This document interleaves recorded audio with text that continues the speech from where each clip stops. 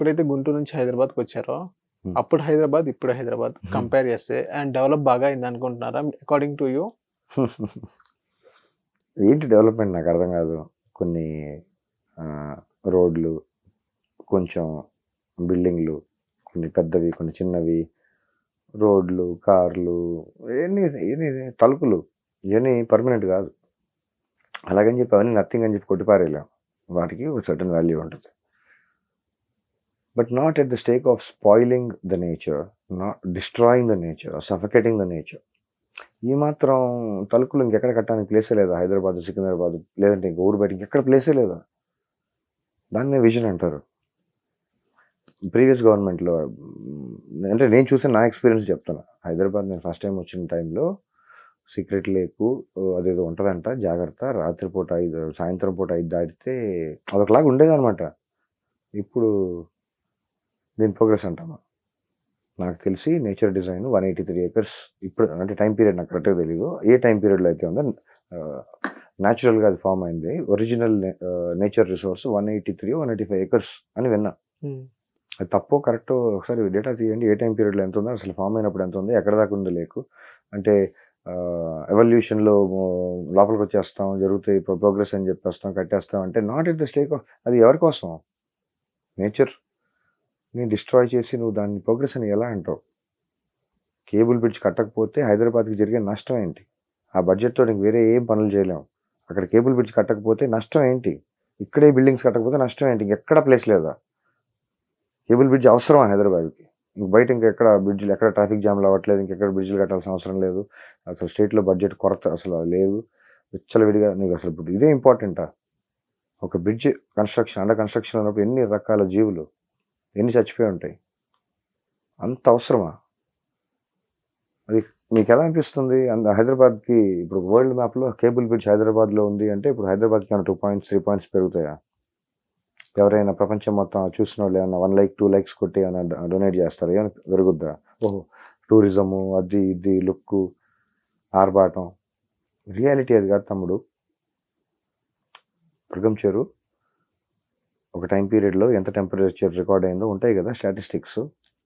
ఏదో డిపార్ట్మెంట్ ఏదో పేరు ఉంటుంది కదా.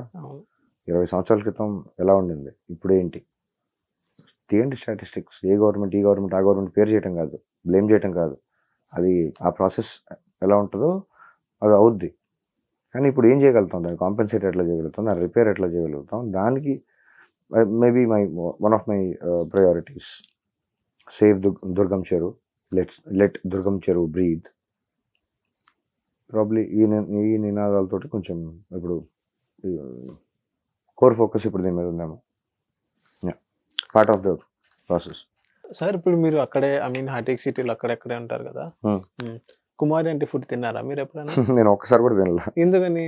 అది చాలా మంది ఏం అనిపించలేదు ఇప్పుడు. అసలు ఇష్యూయే కదా అది. ఏదో ఒక మార్నింగ్ వాక్లో అసలు అది ఇష్యూ. దాని తర్వాత నన్నే ఇష్యూ చేశారు, నన్నే టాపిక్ చేశారు, నన్నే సెంటర్ చేసి ఫోకస్ చేసి అసలు నాకు అర్థం కావట్లేదు ఏంటి అసలు ఏం జరుగుతుంది. నేను ఎవరిని సెలబ్రిటీ చేస్తారు, కొంతమంది పిచ్చోడు చేస్తారు, కొంతమంది అది ఏంటేంటో ఆపాదిస్తూ ఉంటారు. తమిళలో చూస్తాను బెగ్గర్ అని సంథింగ్ ఏదేదో రాస్తారు మీ గురించి. అది చూసినప్పుడు నాకు ఏంటబ్బా ఇలా ఒక ఎడ్యుకేటెడ్ ఒక అవగాహన తెలిసి మనిషిని ఇలా బెగ్గర్ అని రాయడం అనేది మాకు కొంచెం అయిపోయింది. దాని గురించి డిస్కషన్ అయిపోయింది, ఆల్రెడీ చెప్పాను. ఎవర్రా మీరంతా, ఎవరు పడితే కెమెరా పట్టుకొని కెమెరామ్యాన్ అంటారు. ఏంటి కెమెరా పట్టుకుని ప్రతి కోతి కెమెరామ్యాన్ డిఓపి, మళ్ళీ వెడ్డింగ్ ఫిల్మ్స్ అని డిఓపి అంటారు, షార్ట్ ఫిల్మ్స్ డిఓపి అంటారు. No I'm not pinpointing at somebody. అరే డైరెక్టర్ ఆఫ్ ఫోటోగ్రఫీ అని వేసుకోవాలంటే నీ అర్హత ఏంటి? నీకు అసలు కెమెరా గురించి ఏం తెలుసు? నువ్వు ఎంత ట్రావెల్ చేసావు? నువ్వు అసలు ఏం ప్రజెంట్ చేసావు? ఫైనల్గా అసలు నీకంటూ ఒక ఉంటుంది కదా, మనస్సాక్షి ఉంటుంది కదా. ఎవరు పడితే ఆడు వేసేసుకుంటాడు. జర్నలిజం చదివి జర్నలిస్ట్ బిహేవియర్ అలా ఉంటుంది. మన యూట్యూబర్స్ ఉంటారు కదా, హాయ్ ఫ్రాన్స్ జర్నలిస్టులు ఉంటారు కదా. ఎవర్రా మీరంతా జోకర్లు? మీకేదో 4 లైక్లు, వాడు చేస్తున్నాడు వీడు చేస్తున్నాడు, నువ్వు వాడు పెట్టాడు కెమెరా నువ్వు కూడా పెట్టి, ఎవరు పడితే వాళ్ళ పర్సనల్ లైఫ్లోకి వెళ్ళిపోయి, ఎవరు దొరికితే వాడికి దొరికిపోయి, సంబంధం ఉన్నా లేకపోయినా అసలు ఏంట్రా మీ వల్ల ఉపయోగం? What are they trying to prove? I don't know. ఒకసారి నవ్వు వస్తుంటుంది.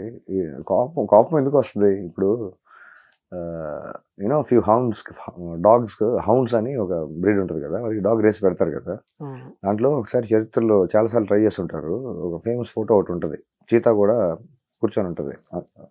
అదే గెట్ సెట్ గోర్ అని కొడితే వాట్ ఎవర్ కుక్కలని వెళ్తే కానీ చీతా కదలు, చీతా చూస్తూ ఉంటుంది.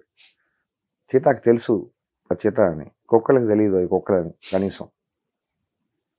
వాటిని ఆ ట్రైన్, ఆ మైండ్ సెట్, ఆ జర్నీ, వాట్ ఎవర్, అవి పరిగెత్తాలని అవి ప్రిపేర్ అయినాయి. But cheetah didn't subscribe to run and prove, it's not in the race. నేను చీతాతో కంపేర్ చేసుకుని నేను చీతాని, నేను అది, నేను పుల్లి, నేను అడవి జంతువుని కాదు. నా కెపాసిటీ, నా క్యాలిబర్ నాకు తెలుసు. నీకు తెలిస్తే ఏంటి, తెలియకపోతే ఏంటి, నేను వేరే వాడి అప్రూవల్ కోసం నేను ఎందుకు వెయిట్ చేయాలి? నాకు అవసరం లేదు, నాకు జరుగుతుంది, వర్కౌట్ అవుతుంది ఏదో.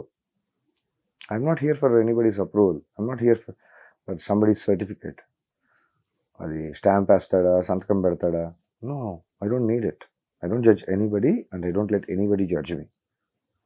నా వల్ల అయింది నేను చేసుకుంటున్నా, నాకు వర్కౌట్ అవుతుంది, అయ్యేలాగా చేస్తాను బేసికలీ.